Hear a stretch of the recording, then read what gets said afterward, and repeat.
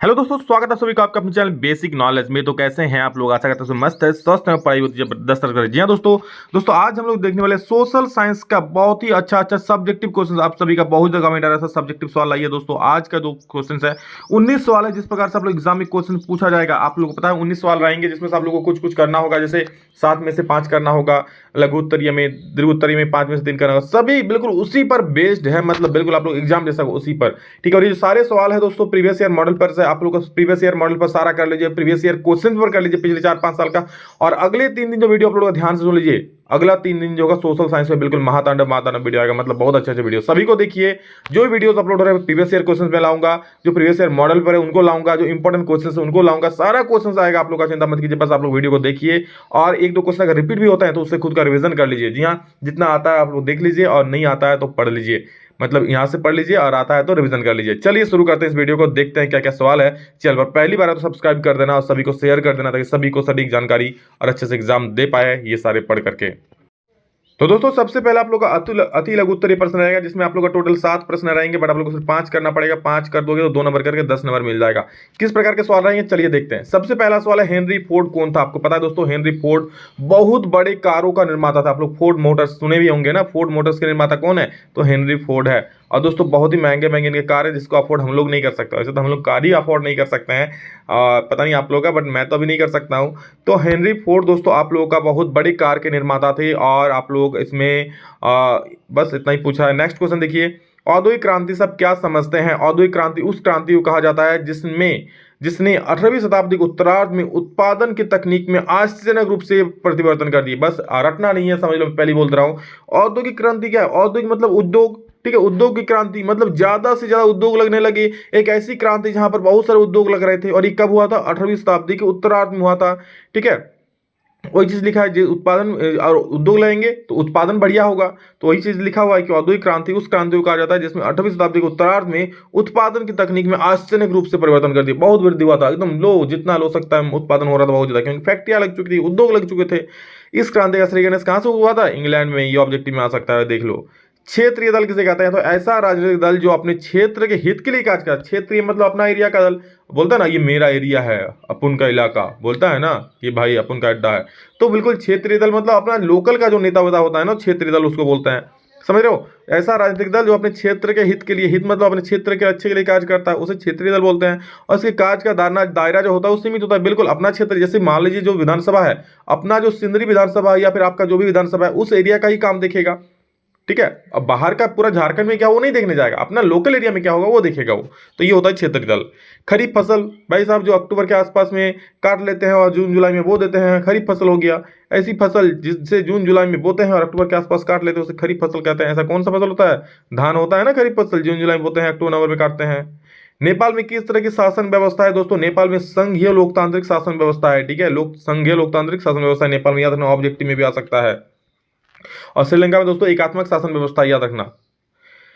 विदेश नीति से क्या तात्पर्य? विदेशी निवेश से क्या तात्पर्य? जब कोई बाहरी देश या कंपनी हमारे देश में या हमारे देश के कंपनियों में निवेश मतलब क्या? इन्वेस्ट, इंग्लिश बोलो तो इन्वेस्ट करता है, हमारे देश के कंपनियों में इन्वेस्ट करता है। भाई साहब मैं तुमको पैसा दूं, अपने फैक्ट्री को बढ़ाओ, मुनाफा होगा तो मुझे भी देना, या फिर अपने उसका पार्टनरशिप कर लेता है, तो उसे विदेशी निवेश कहते हैं। वही चीज़ है जो हमारे देश या देश के द्वारा या कंपनी द्वारा हमारे देश में निवेश करता है। मतलब मान लो कोई बाहरी देश है, ठीक है, जब कोई बाहरी देश या कंपनी हमारे देश में या हमारे देश के कंपनियों में, या तो हो सकता है हमारे देश आकर वो अपना खुद का फैक्ट्री खोल दे, या फिर हमारे जो देश में फैक्ट्री उसके साथ पार्टनरशिप कर ले, उसमें इन्वेस्ट करेगा और बोलेगा चलो दोनों मिलकर उत्पादन करते हैं, दोनों मिलकर लाभ कमाएंगे। तो ये हो गया विदेशी निवेश। समझ लो भैया एग्जाम का, क्योंकि अभी रटने का समय नहीं है। उदारीकरण से आप क्या समझते हैं? उदारीकरण मतलब दोस्तों नियंत्रण या छूट में नियंत्रण, या ऐसा कोई रूल लगाया गया जिसमें छूट देना होता है। तो देखो ये उदारीवाद का क्या अर्थ? उदारीकरण का अर्थ ऐसे नियंत्रण या नियंत्रण में ढील देना है या उनसे हटा लेना है जिससे आर्थिक विकास को बढ़ावा मिले। मान लो सरकार कोई रूल लगा दिया है, ठीक है, जिसको बिजनेस करने में दिक्कत हो रही है, जिससे बिजनेस करने में दिक्कत हो रही है, सरकार ने ऐसा रूल ला दिया। अब सरकार उन रूल्स को हटा लेगी, वो जो पाबंदी लगा दी लिया गया था सरकार तो हटा लेगा, तो उसे ही बोलते हैं उदारीकरण। उदारीकरण हो रहा है भैया, सरकार अच्छे अच्छे रूल्स जो खराब रूल्स हटा रहे हैं, नियंत्रण जो होता है उसको हटा रहे हैं। ये था दोस्तों अति लघु। अब लघु उत्तरीय की बात करेंगे। चलिए लघु उत्तरीय हम लोग का दोस्तों 8 से लेकर के 14 तक रहेगा, यानी कि 8, 9, 10, 11, 12, 13, 14, टोटल 7 सवाल रहेंगे, जिसमें आपको सिर्फ 5 करने होंगे, 3 नंबर करके 15 नंबर पॉकेट में भर लो जाओगे। चलो देखते हैं कैसे कैसे सवाल पूछ जाएंगे। तो पहला सवाल है, तो हाथ से बुने हुए वस्त्र की दो प्रमुख विशेषताओं को लेकर। हाथ से बने हुए मतलब वो फैक्ट्री में नहीं बनते थे, वो हाथ से बुन बुन कर बनते थे, समझ रहे हो। जैसे हाथ से बने हुए वस्त्र की दो विशेषताएं क्या क्या है। हाथ से बुने हुए वस्त्र पर हम विशेष व बारीक डिजाइन दे सकते हैं। हाथ से बन रहा भाई सब कैसे भी डिजाइन चाहेगा, छोटे छोटे डिजाइन भी कर सकते हो, हाथ से घुमा फिरा के डिजाइन बना सकते हो। तो उसमें बिल्कुल बारीक डिजाइन बना सकते हैं हम लोग, जो मशीन से संभव नहीं होता है। मशीन का तो एक सांचा होता है, सांचा में डाल दो डिजाइन बन जाएगा, लेकिन हाथ में क्या, आप जॉब चाहो जैसा चाहो डिजाइन बन कर सकते हो। हाथ से बने वस्त्र अधिक टिकाऊ होते हैं, जो जल्दी नहीं फटते। और हाथ से दोस्तों जो बने वस्त्र होते हैं ना, वो जल्दी ज़्यादा टिकाऊ होते हैं, ज़्यादा फटते नहीं है। देखो मशीन का यूज़ होगा, तो मशीन का यूज़ होने पर दोस्तों थोड़े से कमजोर भी हो जाते होंगे यहाँ पर वस्त्र, ठीक है। तो हाथ के यूज होने से ऐसा तो कुछ कमजोर नहीं होता होगा। तो हाथ से बने वस्त्र जो होता है काफ़ी मजबूत टिकाऊ होते हैं, बट मशीन से वस्त्र उतना मजबूत टिकाऊ नहीं होते थे, पहले की बात है। ईस्ट इंडिया कंपनी ने भारत में बुनकरों पर निगरानी रखने के लिए गुमास्तों को नियुक्त किया था, संक्षेप में बनकर। दोस्तों आप लोग काफी ऐसा सवाल भी मिलेगा जो रिपीटेड होगा, तो उसको समझ लीजिए, बस एक नजर दौड़ा लीजिएगा, आप लोग का भी रिवीजन हो जाएगा, ठीक है। तो इतना बढ़िया, और क्या ही कहूँ, देखो रिवीजन करो, पढ़ो, वक्त है यही पढ़ने का। ईस्ट इंडिया कंपनी ने भारत में बुनकरों पर निगरानी रखने के लिए गुमास्तों को नियुक्त किया था। अब सोचो, ईस्ट इंडिया कोई कंपनी का नाम था, ईस्ट इंडिया कंपनी, ठीक है, बाहर से आया था, ब्रिटेन से आया था। बुनकर मतलब जो कपड़ा वपड़ा बुनता था, सिलता था, जैसे हम लोग दर्जी बोलते हैं ना, मान लो वही लोग बुनकर उस प्रकार का था जो कपड़ा बुनता था। तो उन पर निगरानी रखने के लिए गुमास्तों को नियुक्त किया। गुमास्ता मतलब क्या होता दोस्त, जो ईस्ट इंडिया कंपनी के वेतनभोगी कर्मचारी होते थे, मतलब उसको वेतन मिलता था। किस लिए वेतन मिलता था, उसको ये देखने के लिए जो बुनकर बना रहा है सामान, जो सिलाई विलाई कर रहा है बिल्कुल अच्छा कर रहा है कि नहीं, बुनकर सामान सिल करके क्या ईस्ट इंडिया कंपनी को ही तो दे रहा है, किसी और को तो नहीं बेच रहा है, क्वालिटी कैसे दे रहा है भैया, ये सारा चीज कौन देखता था, गुमास्ता देखता था। ऐसे गुमास्ता नागरिक होता था, आम नागरिक जैसे हम आप है, उसी प्रकार से ईस्ट इंडिया कंपनी भारत के व्यस्त व्यापार पर अपना एकाधिकार स्थापित करना चाहते थे, ठीक है, अपना अकेला का अधिकार वो स्थापित करना चाहते थे, और कोई भी फैक्ट्री ना चले, सिर्फ हमारा ही अधिकार चले यहाँ पर, ठीक है। कंपनी ने बुनकरों पर निगरानी रखने, माल एकत्रित करने और कपड़ों की गुणवत्ता जांचने के लिए वेतनभोगी कर्मचारी तैनात कर दिए थे, यानी क्या बोलते थे हम लोग, गुमास्ता बोलते हैं। हमें खनिजों के संरक्षण की आवश्यकता क्यों है भाई साहब, खनिज का संरक्षण नहीं करोगे तो किसकी रक्षा करोगे। तो देखो, हमें खनिजों के संरक्षण की आवश्यकता इसलिए होती है क्योंकि उद्योग और कृषि दोनों ही खनिजों पर निर्भर करता है। दोस्तों अगर मैं थोड़ा जल्दी बोल रहा हूं तो आप लोग कमेंट कर देना, मैं धीरे धीरे भी समझा सकता हूं, ठीक है। चूंकि आप, मैं समझता आप लोग समझ जा रहे हो, तो समझ जाओ तो बहुत बढ़िया, जल्दी से खत्म हो जाएगा। और नहीं समझ रहे हो तो मैं अगर धीरे धीरे बोलना चाहता हूँ, मैं मतलब चाहते हो कि मैं धीरे धीरे समझाऊं, तो भी हो जाएगा, कोई दिक्कत वाली बात नहीं। आप लोग जैसे अच्छा लगे वैसे बोलना, मैं आप लोगों की खिदमत में, आप लोगों के सामने हाजिर हूँ, ठीक है। तो देखो क्या है, क्योंकि उद्योग और कृषि दोनों ही खनिजों पर निर्भर है। खनिजों के संरक्षण बहुत ही आवश्यक है, क्योंकि उद्योग और कृषि दोनों जो है खनिज पर डिपेंड है। खनिज संसाधन सीमित तथा अनवीकरण योग्य है। खनिज क्या है, सीमित है और अनवीकरण योग्य है। लोहा क्या है, खनिज है जो तो सीमित है ना। कोयला क्या है, खनिज है, सीमित मात्रा में है। अभ्रक क्या है, खनिज है, सीमित मात्रा में है। सौर ऊर्जा खनिज थोड़ा है, वो तो असीमित मात्रा में है। तो जो खनिज होता है दोस्तों सीमित मात्रा में होता है, जो कि एक दिन समाप्त हो जाएगा और भविष्य में आने वाली पीढ़ी इसका प्रयोग नहीं कर पाएगा। मान लो एक दिन कोयला समाप्त हो गया तो कहाँ से यूज करेगा, जो भविष्य में आने वाली पीढ़ी होगा, आपका बेटा का बेटा का बेटा का बेटा कैसे यूज करेगा, नहीं कर पाएगा ना। इसलिए इसका संरक्षण बहुत जरूरी है, समझ रहे हो, खनिजों का, क्योंकि आने वाली पीढ़ी भी ताकि इसका इस्तेमाल कर पाए। राजनीतिक दल के क्या कार्य होते हैं, वर्णन करने बोला। तो देखो, राजनीतिक दल का प्रमुख कार्य होता है क्या क्या, देखो सबसे पहले राजनीतिक दल चुनाव लड़ता है। बिल्कुल, चुनाव कौन लड़ता है, राजनीतिक पार्टियां ही लड़ती है ना। राजनीतिक दल अपनी नीति और कार्यक्रम तय करता है, जिसके आधार पर वो चुनाव लड़ते हैं। वो अपना नीति और कार्यक्रम तय करता है। नीति मतलब क्या, मैं जनता के सामने ये बात लाऊंगा, हाँ मेरा ये नीति है, मैं इस आधार पर कार्य करता हूँ, ठीक है। और अपना कार्यक्रम तय करता है कि हाँ चलो भाई मैं इस जगह जनसभा करूंगा, मैं इस यहाँ जाकर लोगों का हेल्प करूंगा, ठीक है। अपना नीति तय करता है, हाँ मैं इस नीति पर चुनाव लड़ूंगा, हाँ मैं जीत जाऊंगा, ये चीज़ करूंगा, अगर मैं जीत गया तो वो चीज़ करूंगा। इस प्रकार की नीति और कार्यक्रम तय करता है और वो चुनाव लड़ते हैं। सरकार और जनता के बीच मध्यस्थता की भूमिका निभाती है। सरकार और जनता के बीच मध्यस्थता मतलब क्या होता है दोस्त, मतलब जनता की बात को सरकार तक पहुंचाती है और सरकार की बात को जनता तक पहुंचाती है। ऐसा काम कौन करता है, राजनीतिक दल करते हैं, समझ रहे हो। अगला है सरकारी योजनाओं के बारे में जनता को जानकारी दो। दोस्तों ऐसे बहुत सारी सरकारी योजनाएं आती है जो गरीब जनता को जाननी चाहिए, तो उन सब के बारे में भी जनता को जागरूक करती है, जानकारी देती है। अगला सवाल है, शिक्षा का अभाव लोकतंत्र के लिए चुनौती है कैसे। बिल्कुल है दोस्तों, आप लोग खुद से इसको लिख सकते हो। जी हाँ, जैसे कि आलिखाई को, शिक्षा का अभाव लोकतंत्र के लिए गंभीर चुनौती है। शिक्षा, विशेषकर राजनीतिक शिक्षा के अभाव में कोई भी नागरिक अपने लोकतांत्रिक अधिकारों से अज्ञान रहता है। नागरिकों का शिक्षित होना स्वतंत्र स्वस्थ लोकतंत्र के लिए विकास में महत्वपूर्ण होता है। क्या बोल रहा है कि शिक्षा का अभाव लोकतंत्र के लिए गंभीर चुनौती है। बिल्कुल, अगर मान लो अनपढ़ आदमी रहेंगे, ठीक है, तो ये लोकतंत्र बिल्कुल हानि ही है। क्यों, उसको मान लो कल 100 रुपया दे के कोई अपना, उसको 100 रुपया दे दिया, ठीक है, और उसको भुला लिया और बोले क्या चलो भाई तो मुझे वोट दे रहा, लेकिन ये क्या है, ये दोस्तों गलत है ना। पैसा के आधार पर तो कुछ नहीं हो सकता। ठीक है, शिक्षा विशेषकर राजनीतिक शिक्षा के अभाव में कोई भी नागरिक अपने लोकतांत्रिक अधिकारों से अज्ञान रहता है। नागरिकों का शिक्षित होना स्वस्थ लोकतंत्र के विकास के लिए महत्वपूर्ण होता है। लोकतंत्र विकास के लिए महत्वपूर्ण होता है। जब तक किसी देश के नागरिक, चाहे वो पुरुष हो या महिला, अशिक्षित रहेंगे, कोई भी देश अपनी विकसित लोकतंत्र की स्थापना नहीं कर सकता। बोला जब तक हमारे देश के आदमी शिक्षित नहीं रहेंगे, अशिक्षित रहेंगे, तब तक हमारे देश का विकास नहीं हो सकता है। ठीक है, अगला क्या बोल रहा है, देखो आगे कि कोई भी देश अपने आप विकसित नहीं कर सकता। इस कारण हम कह सकते हैं कि शिक्षा का अभाव लोकतंत्र की गंभीर चुनौती है। जी हाँ, अगर अशिक्षित है तो दोस्तों लोकतंत्र काम अच्छा नहीं करता है। ठीक है, लोग पैसों के बल पर चुनाव जीत जाते हैं, इस प्रकार से होता है। नेक्स्ट क्वेश्चन दोस्तों हम लोग विश्व व्यापार संगठन WTO के दो उद्देश्यों को लिए। WTO यानी कि वर्ल्ड ट्रेड ऑर्गेनाइजेशन, इसका दो उद्देश्य क्या क्या देख लो। इसका मुख्य उद्देश्य विश्व के देशों के अंतर्राष्ट्रीय व्यापार को इस प्रकार संचालित करना है, उसमें समानता हेतु खुलापन हो और बिना किसी के भेदभाव। देखो क्या बोला, इसका मुख्य उद्देश्य विश्व के देशों के अंतर्राष्ट्रीय व्यापार को इस प्रकार संचालित करना है, जो विश्व के बहुत सारे देश जो अंतर्राष्ट्रीय व्यापार करेगा, ठीक है, एक देश दूसरे देश का व्यापार करेगा, उसमें समानता हो, खुलापन हो और वह बिना किसी भेदभाव के, मतलब बहुत सारे देश जो आके व्यापार कर रहे हैं, ठीक है, उसमें बिल्कुल समानता हो, किसी के साथ कोई भेदभाव नहीं चलेगा भैया। जितने सारे देश व्यापार कर रहे हैं सभी को बराबर का हक मिलना चाहिए, सभी के साथ समान रूल है। ठीक है, खुलापन हो और क्या, और वह बिना किसी भेदभाव के होना चाहिए। ये है दोस्तों किसका उद्देश्य, WTO यानी वर्ल्ड ट्रेड ऑर्गेनाइजेशन का उद्देश्य है। अब दोस्तों हम लोग देखेंगे दीर्घ उत्तरीय प्रश्न, तो चलिए दीर्घ उत्तरीय को देख लेते हैं क्या क्या सवाल है। दोस्तों मेरा अगला सवाल है कि G77, मतलब आप दीर्घ उत्तरीय प्रश्न देखेंगे यहाँ से हम लोग। दीर्घ उत्तरीय में दोस्तों लोग 5 प्रश्न रहेगा, जिसमें से 3 का जवाब देना होगा, 5 नंबर करके मिल जाएगा और टोटल 15 नंबर आप लोगों को मिल जाएगा, समझ रहे हो। तो 15 15 30 और 10 40।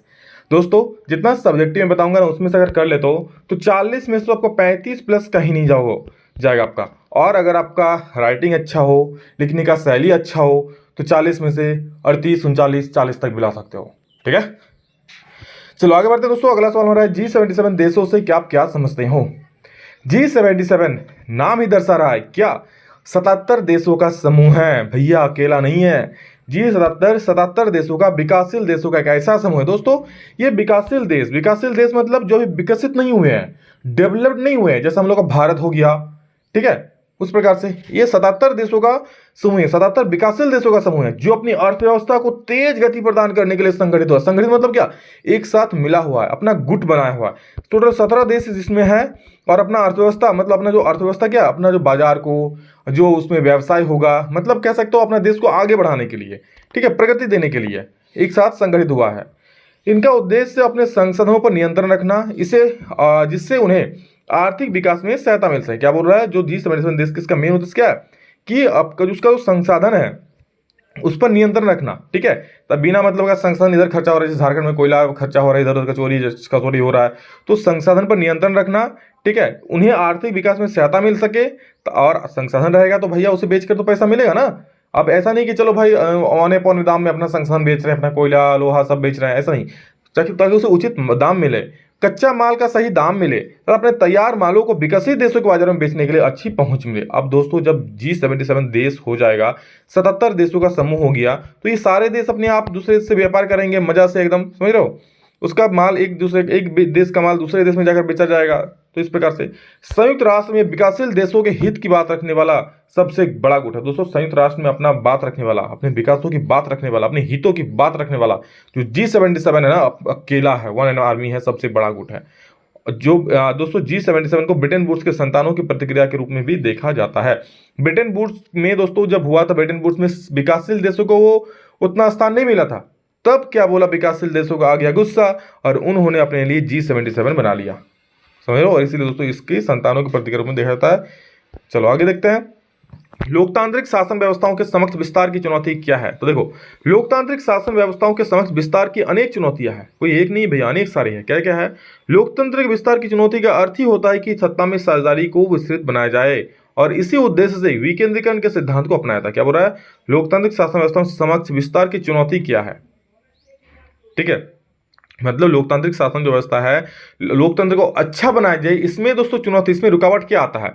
तो देखो इसमें क्या है, बोला लोकतंत्र में अनेक चुनौतियां क्या क्या। सबसे पहले लोकतंत्र विस्तार की चुनौती का अर्थ ही होता है, ठीक है, लोकतंत्र विस्तार का अर्थ क्या होता है कि सत्ता में विकेंद्रीकरण। दोस्तों यहाँ पे लोकतंत्र के विस्तार का अर्थ होता है, यहाँ पे चुनौती मत लिखना, लोकतंत्र के विस्तार का अर्थ होता है कि सत्ता में साझेदारी को विस्तृत बनाया जाए। बिल्कुल, लोकतंत्र तभी तो अच्छा बनेगा ताकि सत्ता में सभी को साझेदारी मिले।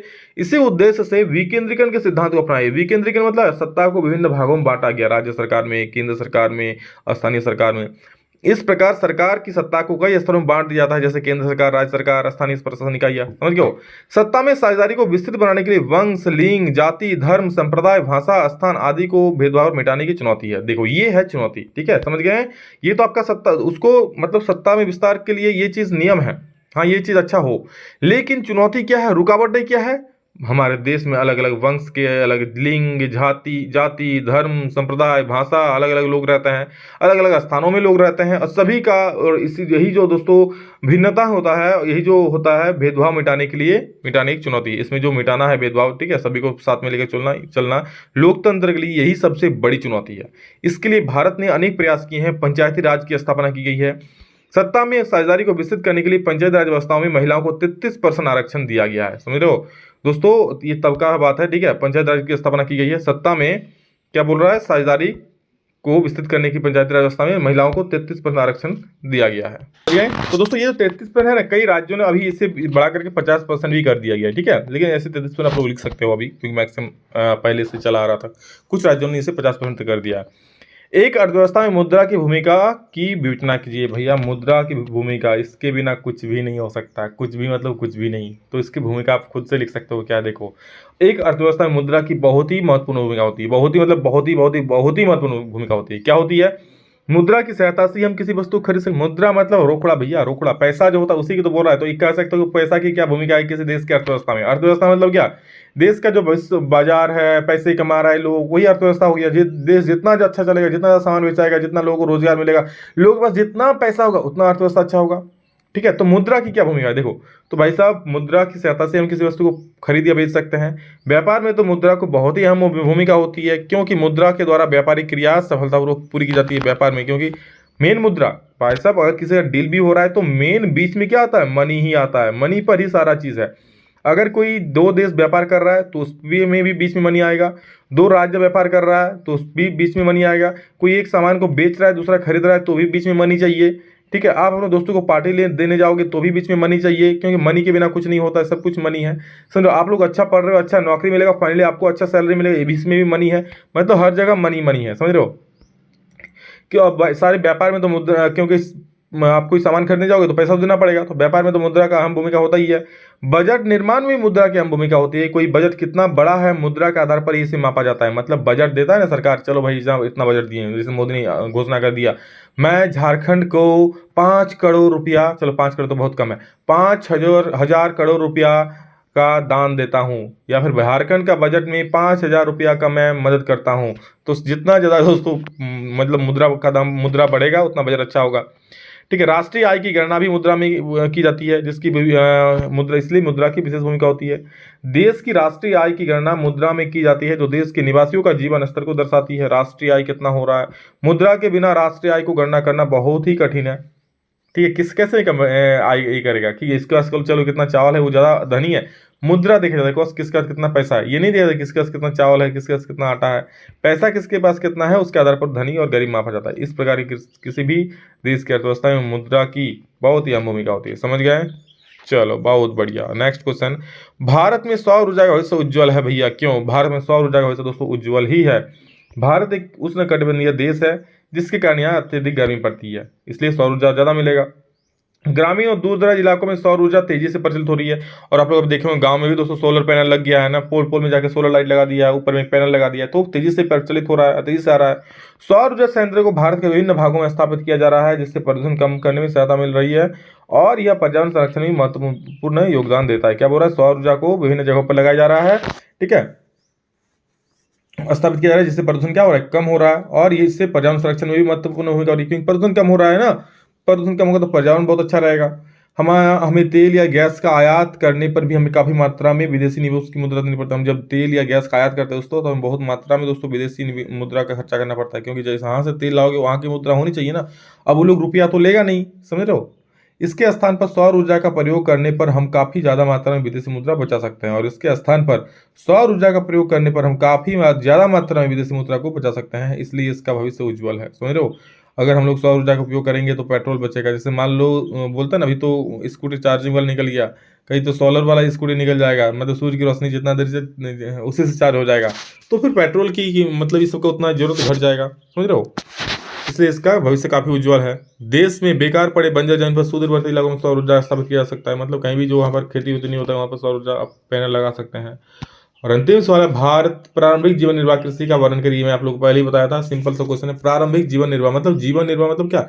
ऐसी कृषि जिसमें हम लोग जीवन को निर्वाह करने के लिए, बस अपना पेट पालने के लिए कृषि की जाती है, उसे बोलते हैं प्रारंभिक जीवन निर्वाह कृषि। इसको पहले भी हम बता दिए थे, और देख लो सिंपल सा है, पहले भी बहुत सा वीडियो में बताया। ठीक है, नहीं समझ आएगा तो बोल देना, नेक्स्ट में बता दूंगा। शायद एक दो वीडियो में इसको समझा भी चुका हूँ। चलिए, वीडियो कैसा लगा कमेंट करके जरूर बोलना, सभी को शेयर जरूर करना। बिल्कुल इसी प्रकार के दोस्तों 19 सवाल आप लोग एग्जाम में पूछे जाएंगे, जिसमें आप लोग का 1 से लेकर के 7 रहेगा 2 नंबर वाले, जिसमें आपको 5 करना पड़ेगा, 2 नंबर करके 10 नंबर मिल जाएगा। 8 से लेकर के रहेगा 14 तक, जो कि रहेगा 7 सवाल, 5 करने होंगे, 3 नंबर करके 15 मिल जाएगा। और मिलेगा 15 से लेकर के 19, 5 सवाल रहेगा, 15, 16, 17, 18, 19, 5 सवाल में से 3 करना है, 5 नंबर करके मिलेगा 15 नंबर, 15, 15, 30 और 10, 40 नंबर यहाँ से आप उठा लोगे, बिल्कुल छाप लोगे। तो बस मेहनत कीजिए, पढ़िए और बहुत अच्छा नंबर आएगा। चलो, love you all, thank you. इतना ही, फिर नेक्स्ट वीडियो जल्द मिलेंगे, तब तो लिख जय हिंद, वंदे मातरम।